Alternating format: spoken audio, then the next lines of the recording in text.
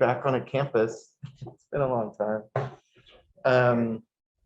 Yeah, we'll try our best here to present this. I think there's like a couple of cameras going on, and then there's a screen here, and I'm going to try to show some of the project on mobile. So multiple people, multiple screens. We'll see how it goes. I don't know how familiar you are with the project, but I thought I'd just play a trailer just to sort of orient you to what the story was about. And as Melody said, it's pretty narrative. And so the trailer does, you see it's mixed. It's got elements of like, it's kind of like a movie, but then it's also like an experience. And that's one of the things we want to talk about towards the end today, is like how we were working with really two arcs. One was like an experiential arc for the story, and another one was a narrative arc.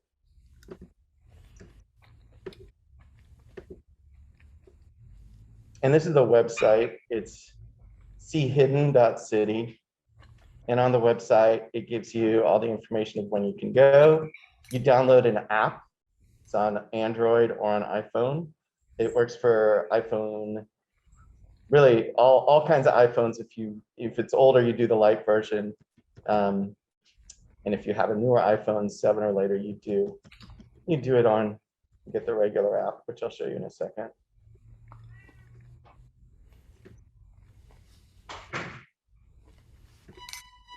San Francisco is currently known for its housing crunch and its astronomical rents, but it's actually a city with a long and storied history of creating affordable housing.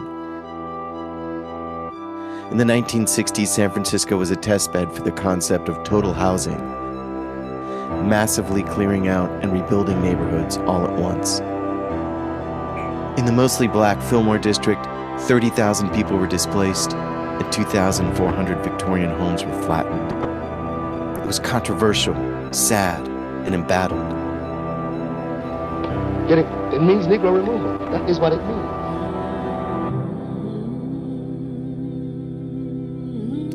The Museum of the Hidden City is a new kind of museum. It lets you live urban history in the places where it all happened. The museum.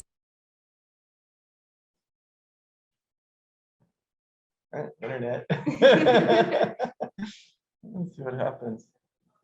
I am going to show you that, by the way, that scene that she's looking at on the phone. This is actually, it's a kind of a good place to stop, because you can see basically what we did is we put together a series of photos taken in the 1960s in the Fillmore, and it shows how part of it was totally rubble, and then you can see like one Victorian house left, and that was really, I think, gets at like the scale of what they were doing. They basically leveled 70 blocks in a neighborhood in what was called total planning. That was sort of the philosophy at the time. To really make a neighborhood work, you had to like start from scratch.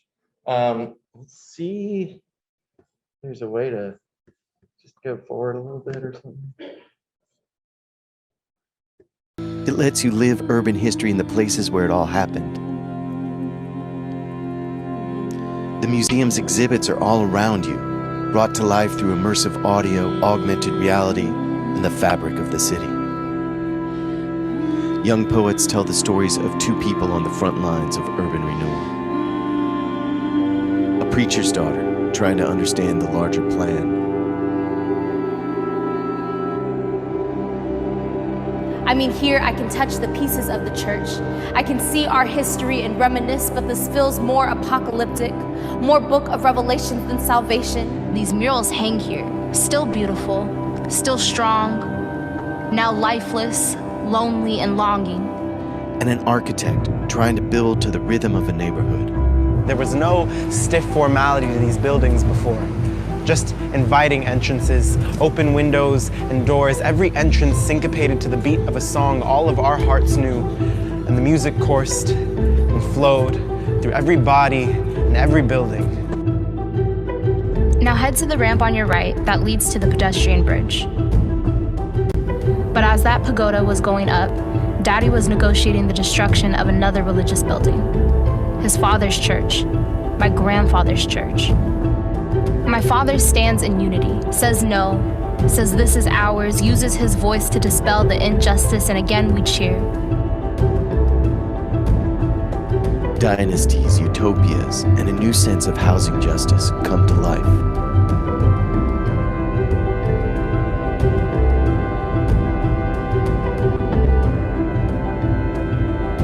Grab your smartphone, walking shoes, and download the free app by searching for Museum of the Hidden City in the app stores. Cool. So that gives you an idea of San Francisco is what the currently known story for is its about. housing crunch and its astronomical rents. But it's actually a city with There we go. But you might be wondering, like how we actually developed the story and how it worked. And I'll just show you a bit of like what it looked like on a mobile device. Hopefully this will work for you guys. Raise your hand if you've even seen the app. Has anybody in the class seen the app yet on their own phone? Okay, so it's a free app. It was funded by the National Endowment for the Humanities. And they were really interested in ways that people could engage with history in public spaces in a way that's accessible. And so really what the interface does is it first actually introduces you to the larger project, which is still in progress. This is really the first installment. We want to do 3 other stories in different neighborhoods that cover different periods of time in the sort of the longer development of the housing crisis in San Francisco. But this is really the fundamental chapter, and it's like what I said before, it's called total planning. And it was this pretty widespread practice in the 50s, 60s, and 70s to clear entire neighborhoods with the idea that you could make them better only if you like started with a clean slate.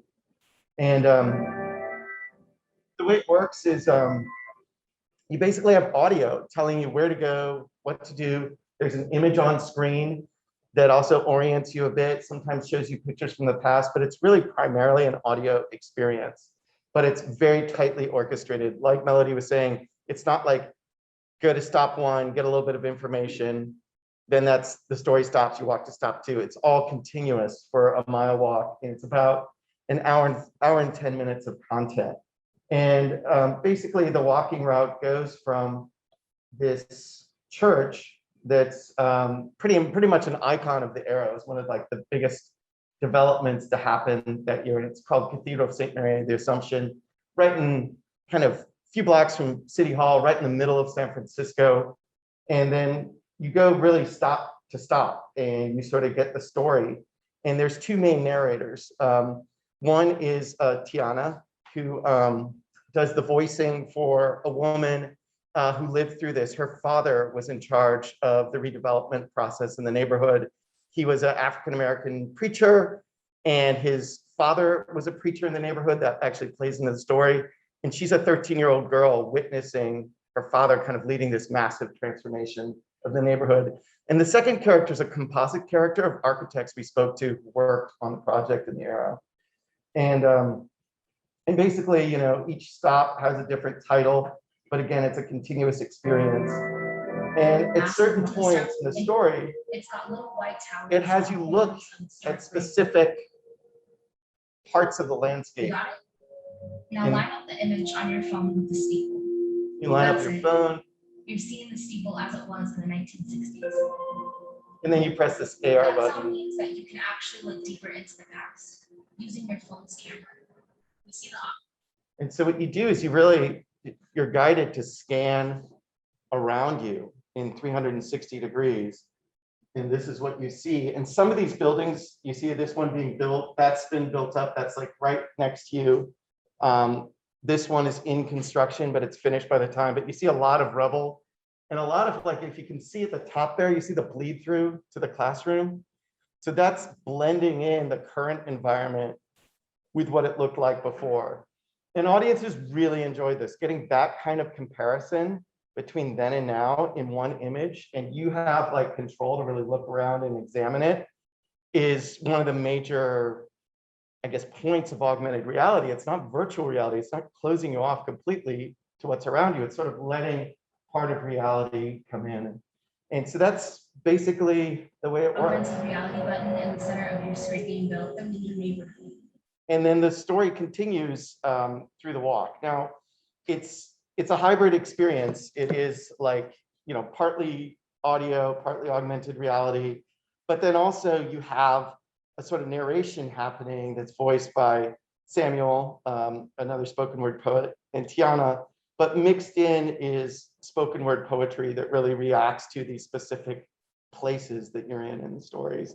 And so I thought we'd talk a little bit about how that collaboration happened. And so maybe Tianna can start off and tell her story if I can get this plug back in. Cool, yeah. I forgot to mention, Michael, I Yeah. shared with the American Alliance Museum article. Oh, great. Okay. I have a little bit of an overview, but please, yeah. For sure, yeah, thank you. Tianna. Yeah, I came into this project as a slam and spoken word artist. I had no idea about augmented reality. I had no idea about walking tours. This was my first time doing anything off of the stage. And I was brought into the project by Samuel, who was the other poet that has been referenced and you saw feature in the video. And I had been wanting for a long time to do things outside of slam and spoken word. For folks who may not be familiar with slam poetry, it's spoken word, but competing. And so you just go and you compete, you perform your poems competing against other people. And so I had been wanting to, should I pause? No, go ahead. Okay. Sorry. I'm really sorry. No worries. I had been wanting to do things outside of the stage and get involved in other ways to put my art into the world. And so Samuel gave me a call and asked if I wanted to do this project. And of course I said yes, because here I am now. And it was a very different experience for me as somebody who writes primarily my own stories. All of my poems are typically my personal narratives or things that impact me personally. And so for this project, what I had to do was really hone in on the skill of persona poems, which I'm not typically writing, but I had to take on the voice and the character, well, the voice of Helena, right? Because she's a real person. And so part of that experience was Michael had all of these interviews with Helena and all of this research that I had to listen to and read and go over in order to write these poems that in a way that would make it sound like Helena speaking at the age of 13 versus Tianna speaking at the age that I was at, 3 years ago, 4 years ago when we did this project. And so I really had to do a lot of research, which I had never had to do to create poems before. Outside of like, if I'm writing a poem about, I don't know, some historical event or something, of course, had to do some research, but I never had to do this much research before in order to write. And so it was a really interesting experience for me. It was also having to take the poem to Michael and ask if this fits into the script, because there was also, in addition to the poems, there's some script in there. There's also directions in there, right? And so there's some narrative parts where it's just someone speaking, somebody explaining something to you. Then there is like somebody saying, hey, take a left. And then it's a poem. And so we had to make sure there was a flow. Right. And that was, I feel like that might have been the most difficult part for me, was to write in this voice that is not mine in a way that still tells the story. So it's not only persona poems, but also narrative poetry that is like recounting things that happened, but also like making sure it reads as a poem, right? And so there were a lot of elements that went into it, and it called on a lot of different skills and strengths that I didn't necessarily like have or practice prior to this project. So it called me to do that, and that's how I got here. That's a big one. I don't know if I told you this, but I think one of the biggest compliments we got about like whether the mix worked or not were when we interviewed people afterwards. We were like, how did you like the poetry sections? And they were like, what poetry? And I was like, oh wow, it really flowed then. And I like felt the whole thing was like kind of poetic and narrative. And so yeah, that blending part was really challenging. And I'll play a section that kind of gets into that that component. And so basically, you go into this awesome cathedral space. And people enter in and they sort of get a little tour around it. It's like got, giant stained glass, and it's got, a number of different altars and light through it. But then Tianna's Voice, being Helena Hamilton, the 13-year-old girl whose father is, slowly taking out the city, directs you over to this part of the church and has you sit down next to these this incredible organ that has like 10,000 pipes in it. And let's see if I can play a little bit of that section. I was often criticized for listening to Motown. And I tell them, gospel and soul music really aren't that different. So this came directly from the interview with Helena about like, what did the church mean to her at the time? And remember, before redevelopment, there's like 20 different African-American churches in this one neighborhood. So it's a big part of life. But for her, it was like this meeting point between popular culture and religious culture. Like you hear this on the radio.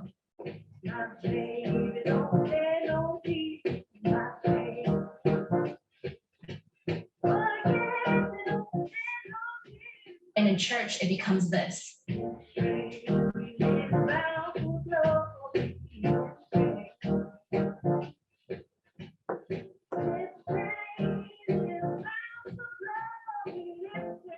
Are you sitting down? Look at that organ. It has almost 5,000 pipes, including those trumpet-looking ones. An orchestra of sounds in one instrument. I'd love to play something big like that. I remember playing the piano every day after high school in my father's church. We do a gospel number and then a popular number, mostly Motown. It was my way of bridging the world on the outside and the world on the inside of the church. It was important to me. I needed to know that what happened in here could play back in the outside world, even as we were slowly losing that world to redevelopment. And so that becomes the transition into the spoken word piece, and you can go ahead and perform it for us. Yes, so I'm gonna read a poem. I'll read it from my phone.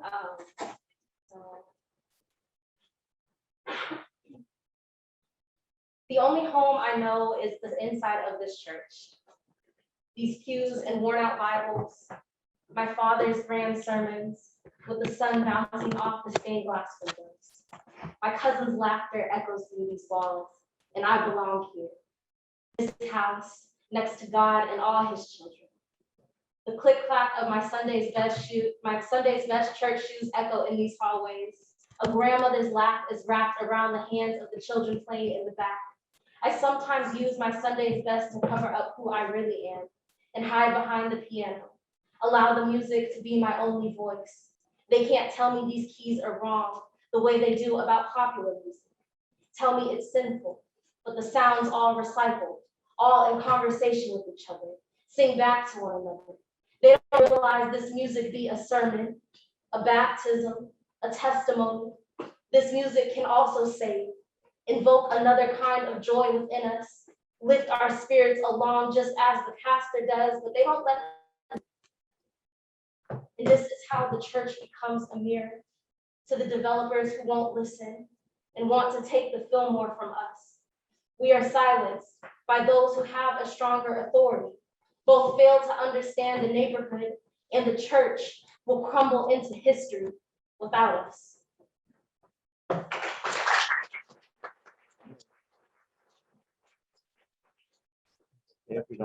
Yeah, that's cool.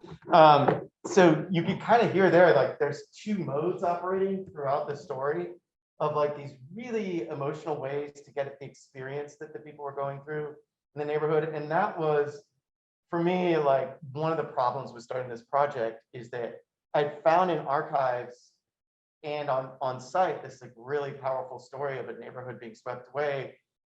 And we had these interviews, but when we interviewed Helena, she communicated those emotions, but we didn't have a way to write it. And I didn't want to necessarily just have her in there doing, sort of documentary pieces, because there's a rhythm to these experiences when you're out there. There's like a walking rhythm and a moving rhythm. And so that was one of the reasons that I worked with Samuel and Tianna, was to like bring emotion and rhythm and really ground this in the fact that it wasn't just statistics, it affected people individually. And then another component that I'll show you that happens a little bit later is, at a certain point in the tour, and this is a little bit of a spoiler alert, sorry, but it's still gonna make it good if you go out and do it, is you find out that Helena Hamilton's father is forced to tear down his own father's church as part of redevelopment. And the family is really torn about it. And then added to that, an artist group starts protesting the teardown and says, no, we've got to save these 14 murals that are in this church that you want to tear down. And it delays it like 2 or 3 years. And we knew that they were saved. We didn't know where they went. People were saying, oh, they're off in a warehouse somewhere way outside of San Francisco. But then we discovered that only 2 were saved. And they were actually in a nondescript office building very close to like where we had started the tour. And that became a major like plot point for us. And that's kind of how the story comes together. It's like, you have these tent poles, I call them, like you read the article. It's really like, gosh, we have to do the mural story here at Stop 17. And we're going to be doing something else up on Post Street. And then we're starting at the church. So you start getting these like place-based plot points that are going to happen. And in this scene, You're stopped on Aaron Miller's bricks. you go inside that nondescript office building and just, and it's open to the public, which is awesome. And you're in this lobby, and in there you discover these amazing 30-foot murals that were painted with house paint in 1950. And there's no signage. There's like no indication of like the whole battle and everything that happened to try to save these. They're just sitting there. And so what's amazing about augmented reality storytelling is that in a way, this then becomes a platform for a new layer of interpretation, a new layer of storytelling. And so I'm just gonna do it here on my phone because it's not necessarily gonna work if I do it on screen. But basically at a point in the story, it says, press the AR button. And what you do when you hold it over next to the image, My father. you get these So they would overlays. say our name forever. Our history stapled to the walls of the Fillmore for everyone to see. Isn't that a victory? So I basically, can hear, I can touch the pieces of the church. I can see our history. you get Helena's story Where this feels more overlaid as video. It's just documentary footage of the destruction and Still beautiful. people trying to save the churches. So that's what it looks like when you're on site. But again, it was something where we didn't want to just say, oh, these two were just, these were the saved murals from, these were just, murals that got saved. We really wanted to try to get into Helena's emotional experience of them. So I'll let Tianna do another piece in the story. So yeah, this poem is for the murals on the walls. You're stopped. The murals hang here on these walls in an unfamiliar way. How out of place, how naked they seem without the others. My uncle calls this a loss, says there's nothing to be proud of here, thinks we've been handed scraps and band-aids. They mean nothing here against these white walls. No one here to explain what this meant, what this means to us, how this isn't just a documentation of the past or something pretty to look at. These murals symbolize a war lost, a history dissolved, our community erased. My father says they will sing our name forever, our history stapled to the new walls of the Fillmore for everyone to see. Isn't that a victory? I mean, here I can touch the pieces of the church. I can see our history reminisce, but this feels more apocalyptic, more book of Revelations than salvation. These murals hang here, still beautiful, still strong, now lifeless, lonely, but maybe it isn't so bad to just be a memory.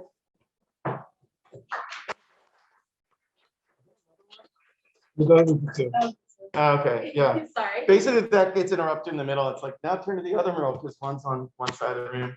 And for people who took the tour, like that's one of the highlights because A, it's highly experiential.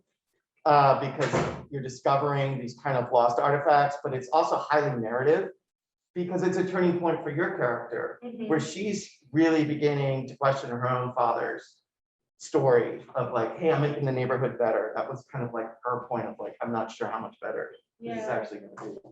Yeah, definitely. And that was, I think, hard to write into. Yeah. I think one of the difficult parts of that was, again, pulling on that research and having to really emulate the voice of Helena and making sure that I was writing in how she would be experiencing or the emotions she would be experiencing versus taking on what I believe, like imagining my 13-year-old self and reacting to these things.